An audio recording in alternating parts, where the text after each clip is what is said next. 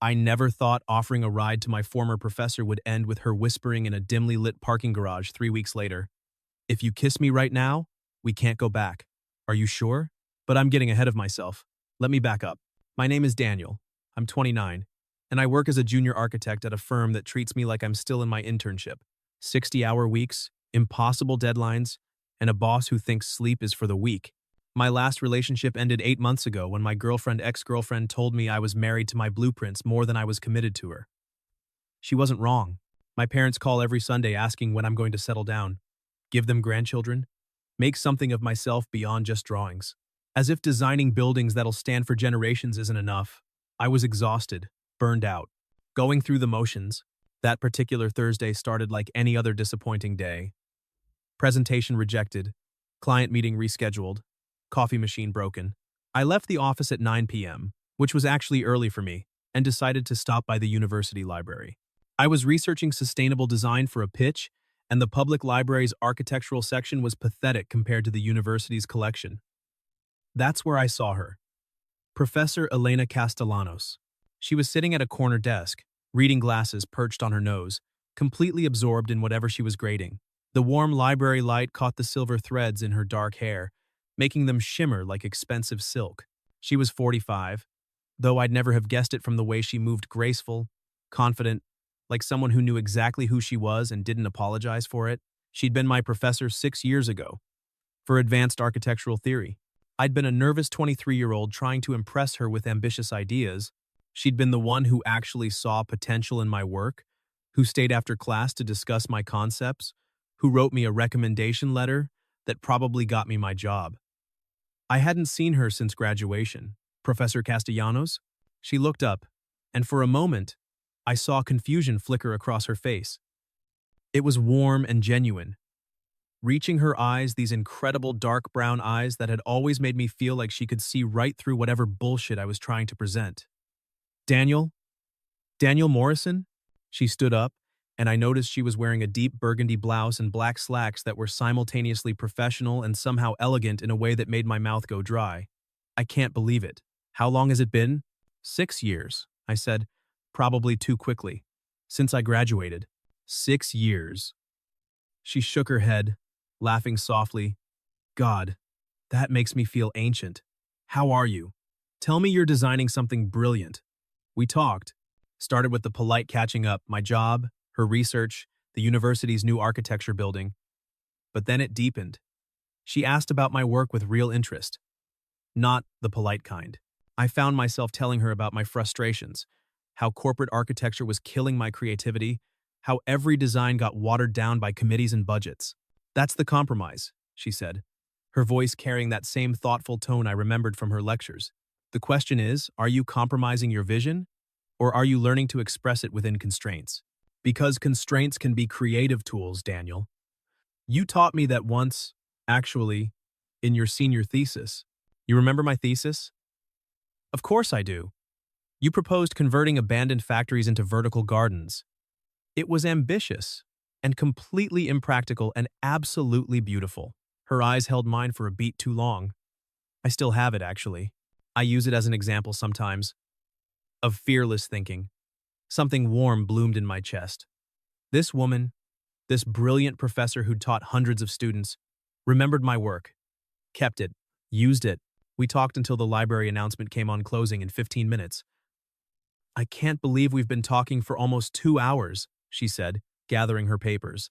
I'm sorry, I completely monopolized your time. No, this was the best conversation I've had in months. Thank you. She smiled again. But this time, there was something different in it, something softer. Me too, actually. We walked out together. The moment we stepped outside, the sky opened up. Not a gentle rain, a violent, wind-driven downpour that soaked us in seconds. Elena gasped, holding her bag over her head uselessly. My car's just there, I shouted over the roar of rain, pointing to my beat-up Honda about 50 feet away. Come on! By the time we reached my car, we were both drenched, laughing breathlessly as we tumbled into the seats. Her hair was plastered to her face, mascara slightly smudged under her eyes, and she looked more alive than anyone I'd ever seen. I asked, starting the engine and cranking the heat. I took the bus. It's more sustainable. She was shivering slightly. I usually walk the last mile home, but I don't think that's happening tonight. Let me drive you. Daniel, you don't have to, Professor. You're soaking wet and it's almost 11 at night. I'm not letting you wait for a bus in this. The words came out more firmly than I intended, almost protective. She looked at me for a long moment, and I couldn't quite read her expression. Then she nodded. Okay, thank you. And Daniel, you can call me Elena. You're not my student anymore. Elena. Her name felt strange and intimate in my mouth as I drove through the storm. She lived in an older neighborhood, tree-lined streets with Victorian houses that had been converted into apartments. She directed me to a beautiful 3-story house with a wraparound porch, and I pulled up to the curb. The rain was even worse now, sheets of water that made it hard to see 3 feet ahead. This is insane, she said, staring out at the deluge. You can't drive in this. I'll be fine. No, seriously. Look at it. The weather app says this won't let up for another hour at least. Come inside, dry off a bit. I'll make coffee. When it calms down, you can leave. This is wrong, a voice in my head whispered. This is your former professor. This is inappropriate. But another voice, louder, said, she invited you for coffee. It's just coffee. You're both adults. What's the harm? Are you sure? I'm sure. She was already opening her door. Come on, before we both get pneumonia? We ran again, up her porch steps and through her front door. She lived on the 2nd floor, and by the time we climbed the stairs, my shoes were squelching and I was dripping water all over her hardwood floors. God, I'm so sorry, I said, looking at the puddles I was creating. It's just water. She kicked off her own heels, leaving them by the door. Shoes off. I'll get us some towels. Her apartment was exactly what I'd imagined a professor's home would be, bookshelves lining every wall, plants on every surface, warm lighting that made everything feel cozy and lived in, abstract art that actually meant something, a Persian rug that looked expensive. It smelled like jasmine and old books and something else, something warmer that I couldn't quite place.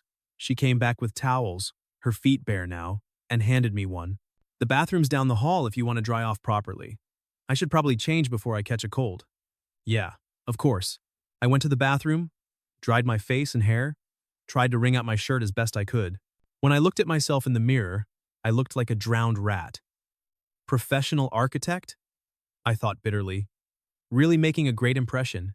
When I came back out, she'd changed into a soft gray sweater and dark jeans. Her hair was still damp but towel-dried, falling in natural waves around her shoulders. Without her professional armor, she looked younger somehow, more vulnerable, and absolutely devastating. Coffee? She asked, moving to the kitchen. Please. I followed her, watching as she moved around the space with easy familiarity. Her kitchen was small but well-organized, with copper pots hanging from hooks and fresh herbs growing in the window. She made coffee in a French press, the old-fashioned way, measuring grounds with careful precision. I should warn you, she said as we waited for the water to boil. I'm very particular about coffee. Some people find it pretentious. I find it admirable. Most people my age think coffee comes from a K-cup. She laughed, and the sound did something strange to my chest. You make me feel ancient when you say things like people my age. You're not ancient. I'm 45, Daniel. 16 years older than you? That's nearly 2 decades. So? She turned to look at me then, leaning against her counter, and something in her expression shifted, became more serious. So there's a reason we shouldn't pretend tonight is just innocent. My heart started beating faster. What do you mean? I mean, I've been thinking about you since you graduated. I know that sounds inappropriate. But when I saw you tonight, and we talked, and it felt so easy, I realized I never really stopped. The air between us changed, charged, electric. Elena, let me finish. She held up a hand, but I could see it trembling slightly. You were my student. There were power dynamics. It would have been completely unethical for me to ever act on anything. So I didn't. I never said anything, never crossed that line. But you're not my student anymore, Daniel. You haven't been for 6 years. And I just thought you should know that. The kettle whistled, sharp and insistent. She turned to pour the water, and I watched the careful way she moved, the tension in her shoulders. This brilliant, confident woman was nervous. Because of me, I had the biggest crush on you, I said quietly. Your class. I used to stay after just to talk to you. I told myself it was about architecture, about learning, but it was you. It was always you. She set down the kettle, not looking at me. Daniel, you were 23, and now I'm 29.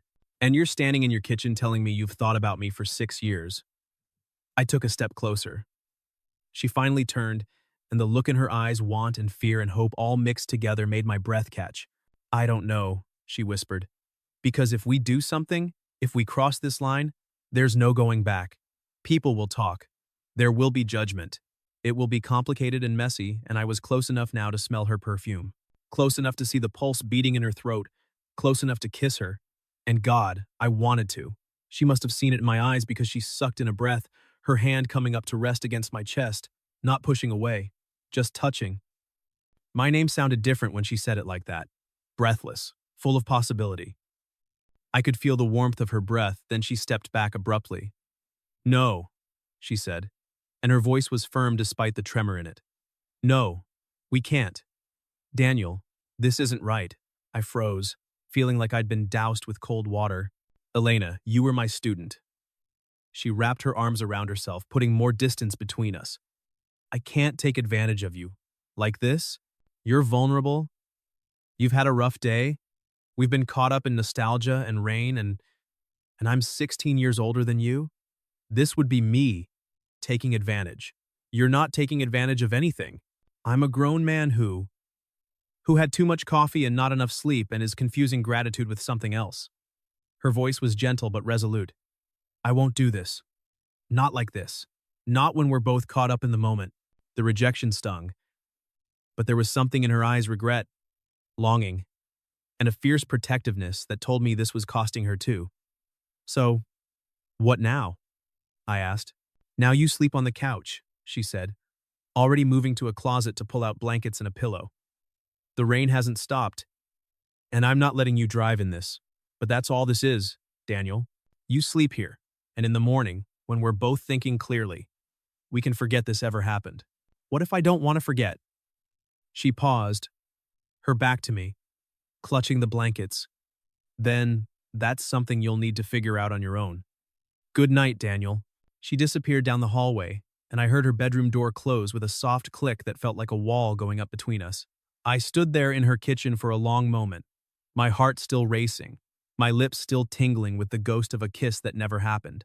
Then I made up the couch and lay down in the darkness, listening to the rain and wondering if she was lying awake too, replaying the same moment over and over, wondering what if. The next morning, I woke to the smell of coffee. Elena was already dressed for the day, her hair pulled back, her professional mask firmly in place. Good morning, she said, polite and distant. Coffee's ready. The rain stopped around 3 a.m. Elena, about last night was a moment of weakness that we're both going to forget about. Her tone was kind but brooking no argument. You're a good man, Daniel. You're going to do great things with your career. And someday you're going to find someone your own age who's perfect for you. But that person isn't me. It felt like a door closing, like she'd made up her mind, and nothing I said would change it. So I nodded, drank my coffee quickly, and left. But as I drove home through the rain-washed streets, all I could think about was the look in her eyes right before she'd stepped back.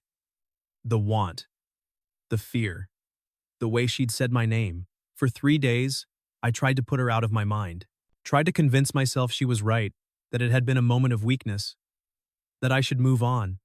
But everything reminded me of her. The coffee at work tasted wrong. The architecture projects felt hollow. I kept pulling up her faculty page just to see her photo, feeling like a creep but unable to stop. On the 4th day, my boss called me into his office. Good news, he said. We landed the university partnership. Sustainable Building Initiative. Big project. Great for your portfolio. My heart started pounding.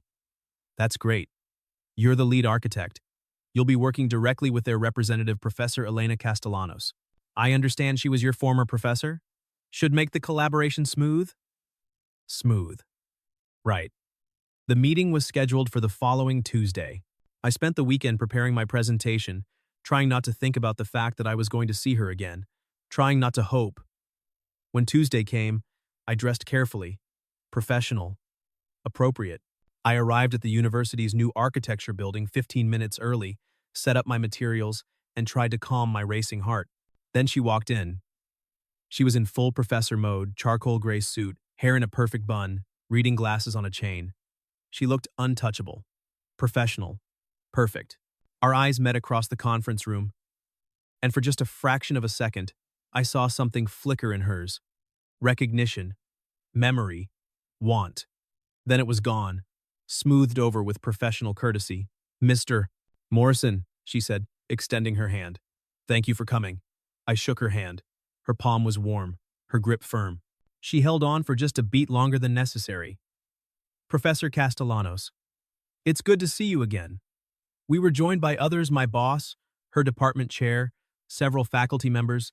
The meeting began. I launched into my presentation, and, despite my nerves, I was good at this. This was my element. I talked about sustainable design principles, environmental impact, innovative materials, and Elena asked questions. Pointed, intelligent questions that pushed my ideas further, made me think deeper. We fell into a rhythm, the same one we'd had 6 years ago in her classroom, her challenging, me rising to meet it. It felt like a dance.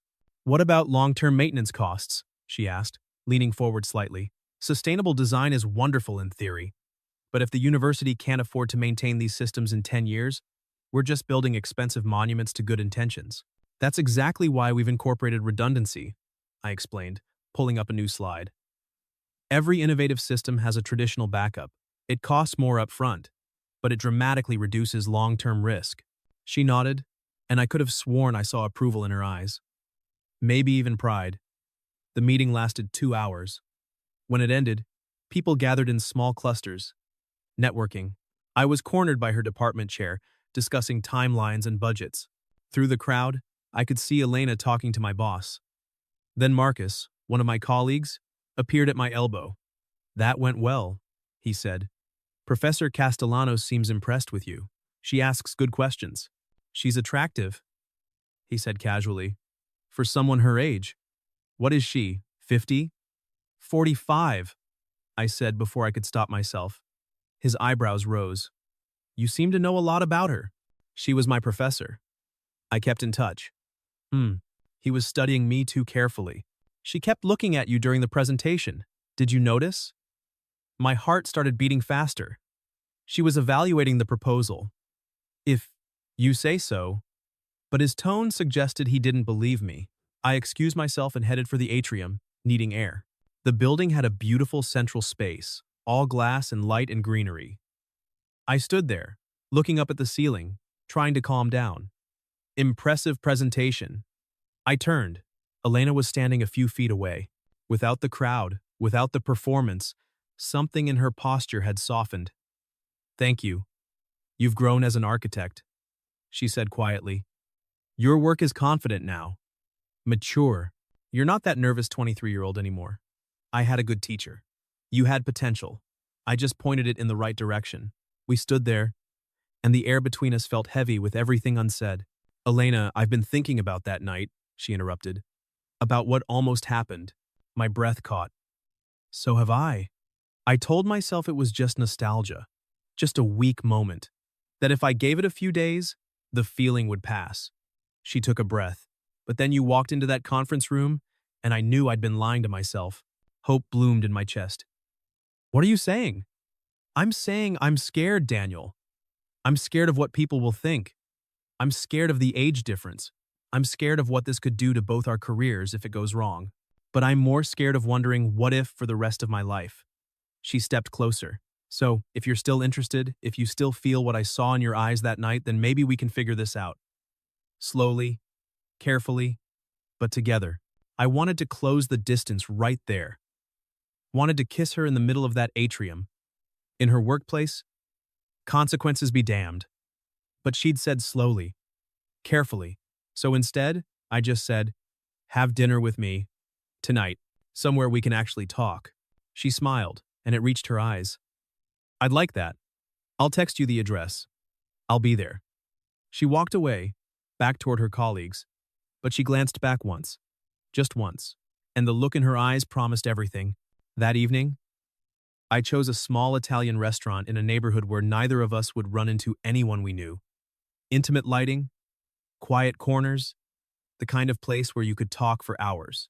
Elena arrived exactly on time, wearing a simple black dress that somehow made her look both elegant and approachable. Her hair was down, loose around her shoulders.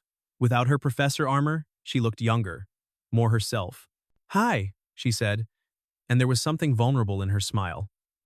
"Hi, you look beautiful. You clean up pretty well yourself." We were seated at a corner table, and once the wine was poured and the orders placed, we finally, really talked. About her marriage and why it ended. About my relationship and why it failed.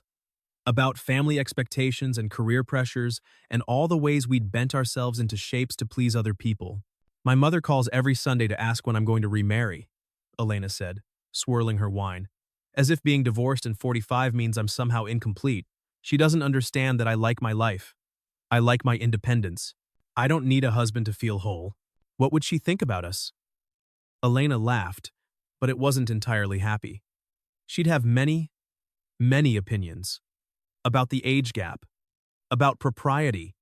About what the neighbors would say. My sister Carmen would probably be more supportive. She's always telling me I'm too careful, too worried about appearances. "Are you? Too careful?" "Usually. Yes." She met my eyes, which is why this is so terrifying. I don't do impulsive. I don't do complicated. I don't date former students, even ones who graduated 6 years ago. But here I am, having dinner with you, feeling like a teenager with a crush, and I have no idea what I'm doing. "For what it's worth," I said, "I don't either, but I haven't felt this alive in years." She reached across the table and took my hand. Her fingers were cool from the wineglass, but her touch sent warmth through me. "So, what do we do?" "We take it slow," I said. "We get to know each other outside of that one night. We build something real before we let the world complicate it. And we're honest, brutally honest about what we want and what scares us." "I can do that." She squeezed my hand. "But Daniel, I need you to understand what you're signing up for. People will talk, they'll judge, they'll say I manipulated you, that there's something wrong with me for being interested in someone your age. Your friends might make jokes. My colleagues will whisper, 'It won't be easy. Nothing worth having ever is.'" We talked until the restaurant started closing around us, the staff politely stacking chairs and dimming lights. We talked about architecture and books and travel and 100 small things that helped us map each other's minds.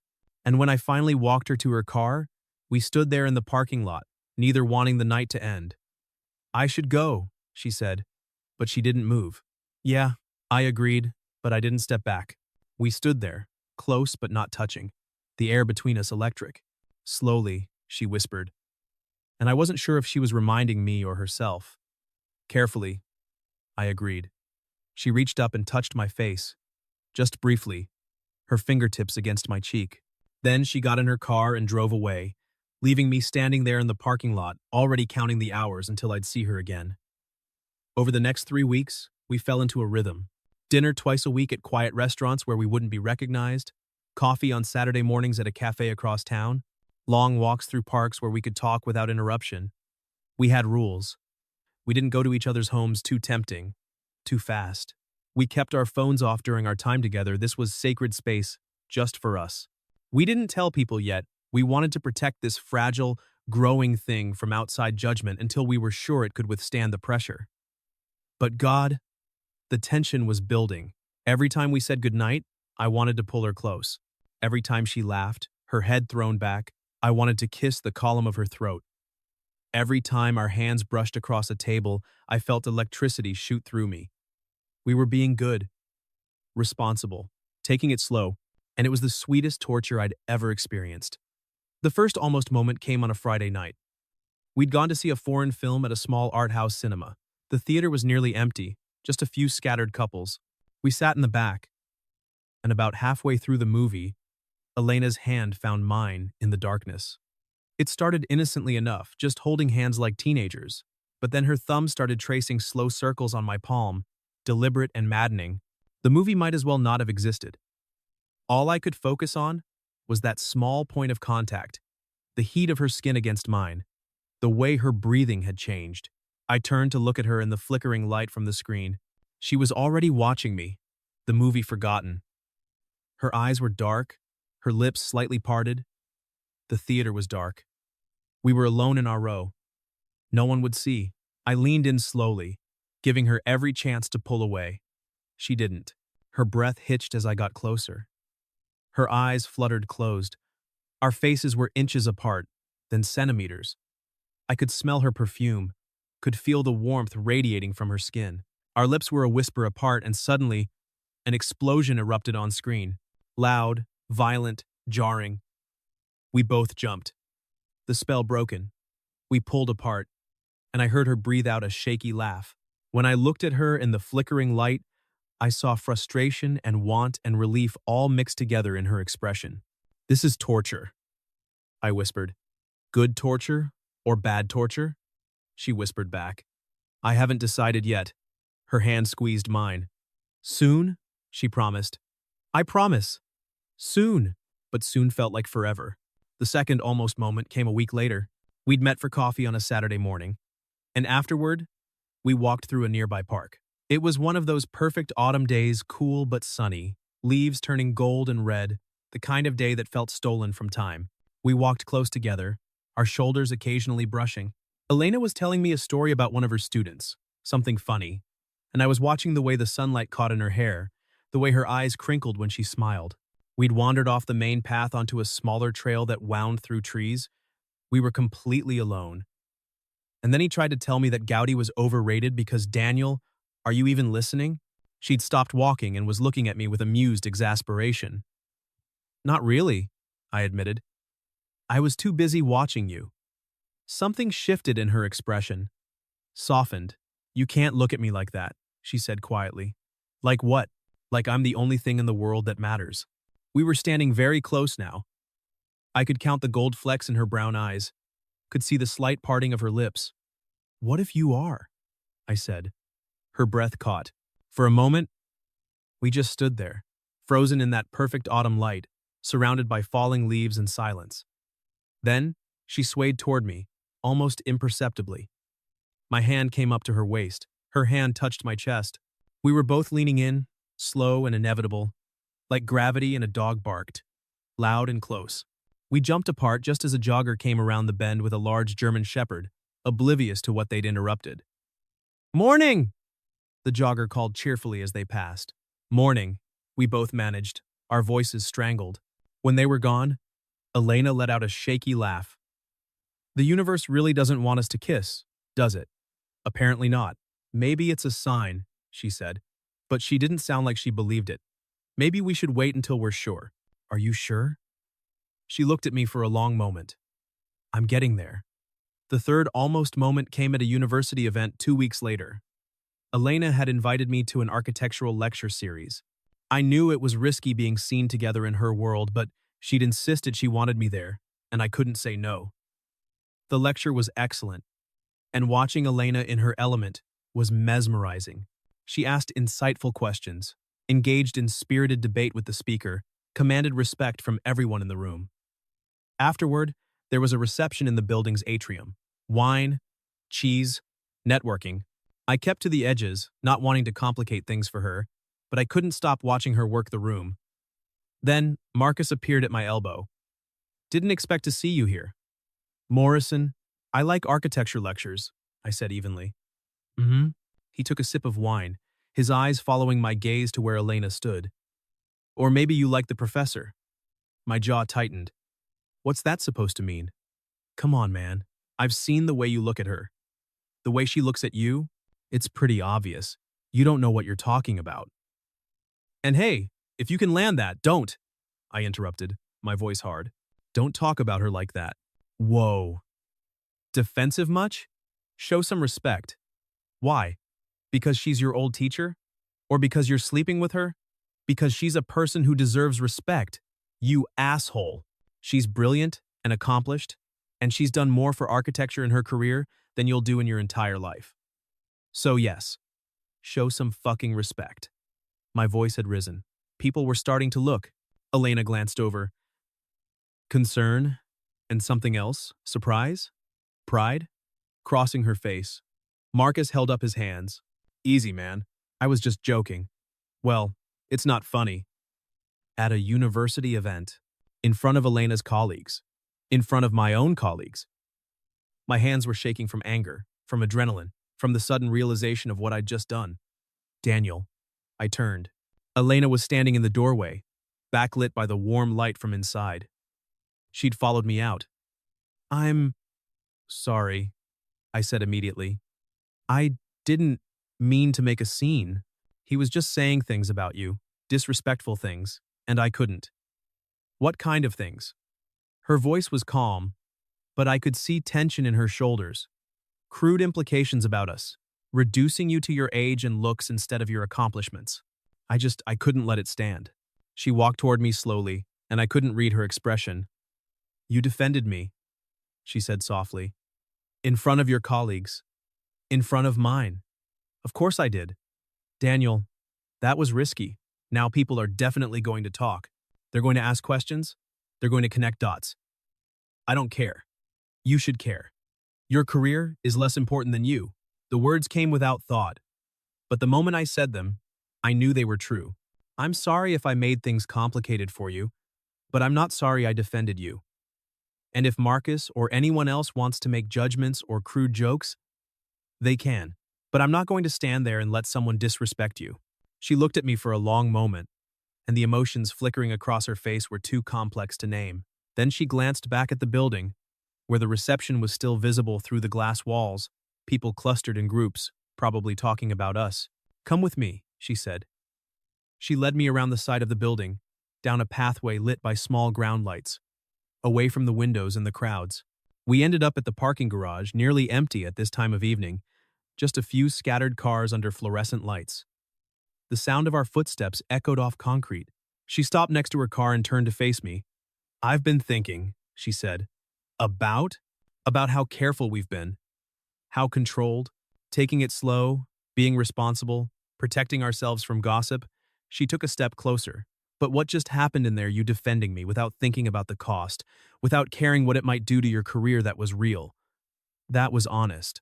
That was you showing me who you are. And it made me realize something. My heart was pounding. What? That? Maybe we've been too careful. That maybe I've been so worried about doing the right thing, the appropriate thing, that I've been missing the point.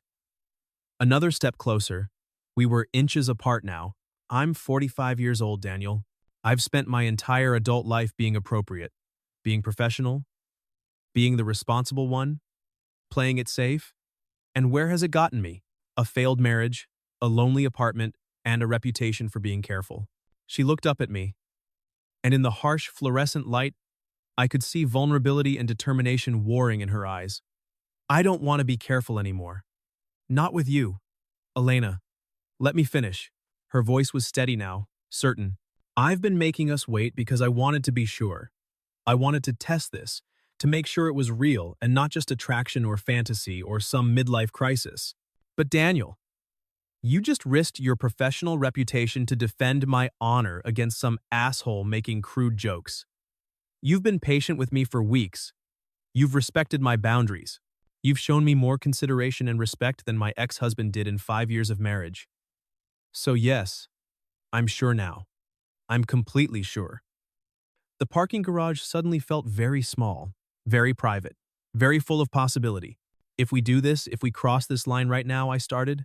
I know, she interrupted. Everyone will know. There's no hiding after tonight. Marcus already suspects.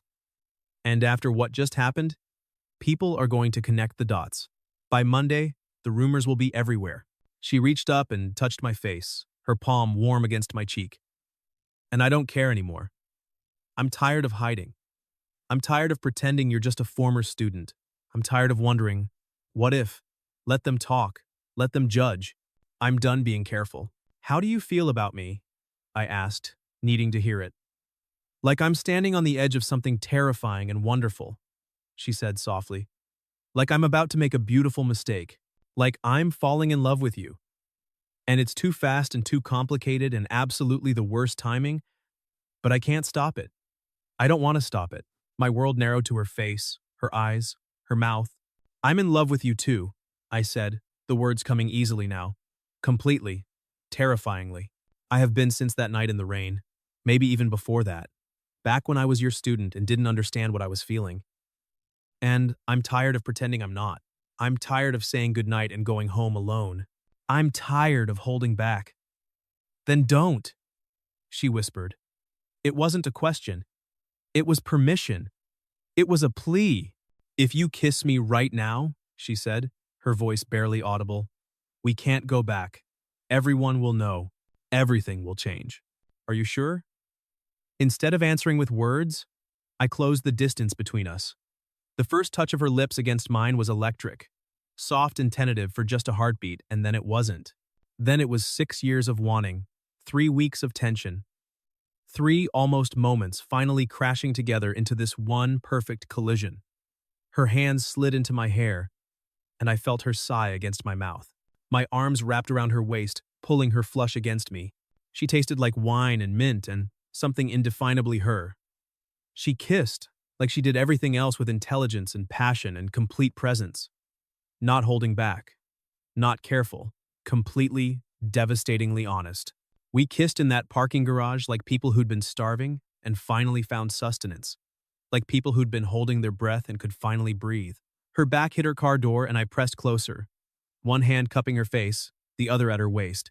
She made a small sound against my mouth that nearly undid me completely. When we finally broke apart, both breathing hard, she rested her forehead against mine. Wow, she breathed. Yeah, I agreed, my voice rough. That was worth the wait. Definitely worth the wait. We stood there, wrapped around each other. Her hands still in my hair, my arm still holding her close. Around us, the parking garage hummed with fluorescent lights and distant traffic. Inside the building, the reception was probably winding down. People were definitely talking about us already. And I didn't care. Not even a little bit. Come home with me, she said quietly. Elena, just to be together. To talk without hiding anymore. To figure out what happens next. She pulled back to look at me, and her eyes were clear and certain. I'm not saying we have to rush into everything tonight, but I'm done pretending you're just someone who used to be my student. I'm ready to let you in. Really in. How could I say no to that? We drove separately to her apartment, and the whole drive I felt like I was floating. My lips still tingled from kissing her. My heart was still racing. Everything felt sharper, brighter, more real than it had in years. When I got to her building, she was waiting on the porch. The sight of her leaning against the railing, hair slightly mussed from my hands, a soft smile on her face that was just for me made my chest ache with how much I felt for this woman. Hi, she said. Hi, I said back. And we both laughed at the inadequacy of the word for everything we were feeling. We went upstairs together. This time, when we stepped into her apartment, everything was different. No rain, no crisis, no pretense. Just 2 people who'd finally stopped fighting what they felt and were ready to see where it led. She poured wine. We sat on her couch, closer than we'd allowed ourselves before, and we talked about what happens next, about the gossip that would inevitably come, about how to tell our families, our friends, about what this relationship would look like in the real world, not just in quiet restaurants and stolen moments. My mother is going to have many opinions, Elena said, tucked against my side. About your age, about propriety, about what people will say. My parents will too, I admitted, but they'll come around when they see how happy I am. And if they don't, then that's their problem, not ours. She smiled and kissed me again, soft and sweet this time. I should warn you, she said. I'm not easy to live with. I like my space, my routines. I work late. I get obsessed with research projects and forget to eat. I'm terrible at compromise. Sounds perfect to me, I said. I'm serious, Daniel. I've been on my own for a long time. I'm set in my ways, so we'll figure it out. Together.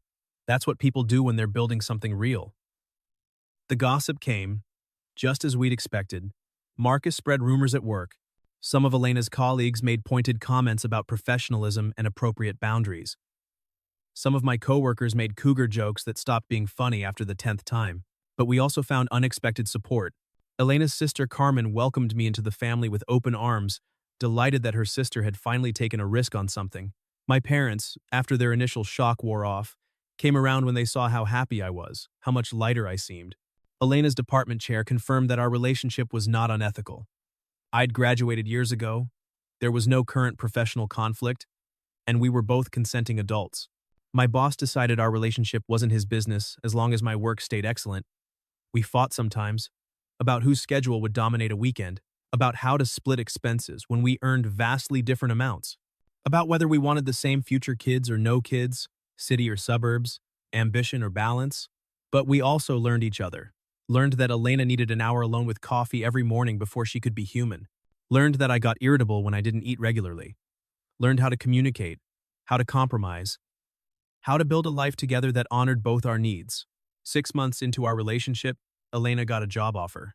A prestigious position at a university 3 states away. Better research opportunities, more resources, a significant raise, everything she'd been working toward her entire career. She told me over dinner, and I could see the conflict written all over her face. "When do you have to decide?" I asked. "2 weeks. Do you want to go?" "Yes," she admitted. "And no. It's everything I've worked for professionally. But it would mean leaving you, leaving the life we're building here, and I don't know if I'm willing to do that. What if I came with you?" The words surprised me as much as they surprised her. "Daniel, you can't uproot your entire life for me. Why not? You're considering staying for me. That's different." "How?" She didn't have an answer for that. We spent the next week talking through every possible option, every angle, every consideration. In the end, she turned down the job. Not just because of me, she insisted, but because she realized that what we had, the relationship, the community, the life we were building, was worth more than professional prestige. "I spent my 20s and 30s doing everything I was supposed to do," she told me. Building the right career, marrying the right man, checking off all the boxes, and I ended up divorced and miserable. This time, I'm choosing what I actually want. And what I want is this. Is you. Is us. A year after that rainy night in the library, we moved in together. It was Elena's apartment. She'd bought it after her divorce, but we made it ours. My drafting table found a home in the corner of her study. My books joined hers on the shelves. We argued about furniture and compromised on colors and slowly blended our lives into something new. On the anniversary of that night, I took her back to the university library. It was closed, but I'd called in a favor with the head librarian, who owed me from a pro bono design consultation. "Why are we here?" Elena asked, confused as I unlocked the door. "Because this is where it started." I led her through the dark library to that corner desk where she'd been sitting, where I'd first seen her again after 6 years. 1 year ago, I walked into this library completely burnt out and lost. And I found you, or maybe you found me. I'm still not sure which. "Daniel, let me finish." I took her hands in mine. "This year has been the hardest and best year of my life. Hard because we've had to fight for this. To prove to everyone, including ourselves sometimes, that this is real and worth it. But best because I get to wake up next to you, because you challenge me and support me and make me want to be better. Because loving you is the easiest thing I've ever done, even when everything else is complicated." I pulled a small box from my pocket and dropped to one knee. Her hands flew to her mouth. "I know we said we'd take things slow. I know there are still people who don't approve. I know you might think I'm too young to know what I want forever to look like." I opened the box, revealing a simple diamond ring. "But I'm 29 years old, and I'm absolutely certain. You're it for me. You're everything. Marry me, Elena. Not because it's appropriate or because anyone expects it, but because I love you and I want to build a life with you and I don't want to waste another day not being your husband." Tears were streaming down her face. "You're sure?" "Because I come with baggage and complications and I'm set in my ways and I might never want children, and I'm sure I've never been more sure of anything in my life." She laughed and cried at the same time. "This is insane." "I know. We're going to have to deal with so many opinions." "I know. Your mother is going to have thoughts. Definitely." She looked at the ring, then at me, and I saw the exact moment she decided. The moment she chose this, chose us, chose love over everyone else's expectations. "Yes," she whispered. "Yes. Yes. 1,000 times yes." I slipped the ring on her finger and kissed her in the middle of the library, under the warm security lights, in the place where we'd found each other again. 6 months later, we got married in a small ceremony with just family and close friends. My mother cried and admitted Elena was the best thing that had ever happened to me. Carmen gave a speech about how Elena had finally found someone who deserved her. My father pulled me aside and told me I'd found something rare and not to screw it up. The wedding wasn't perfect. We had to deal with judgmental relatives and invasive questions and people who still didn't understand. But when I watched Elena walk down the aisle in a simple cream dress, her hair adorned with jasmine flowers, her eyes locked on mine like I was her whole world, none of that mattered. We weren't a conventional couple. We never would be. The age gap would always be there. People would always have opinions. But we were real. We were honest. We were happy. And we'd fought for every bit of it. Sometimes the most beautiful mistakes are the ones we never regret. Sometimes the best things in life come from taking risks, from being brave enough to want something everyone else says you shouldn't have. Sometimes love doesn't follow the rules, doesn't care about appropriate timelines or acceptable age gaps or what the neighbors will think. And giving my professor a ride home in the rain that Thursday night, that was the best mistake I ever made.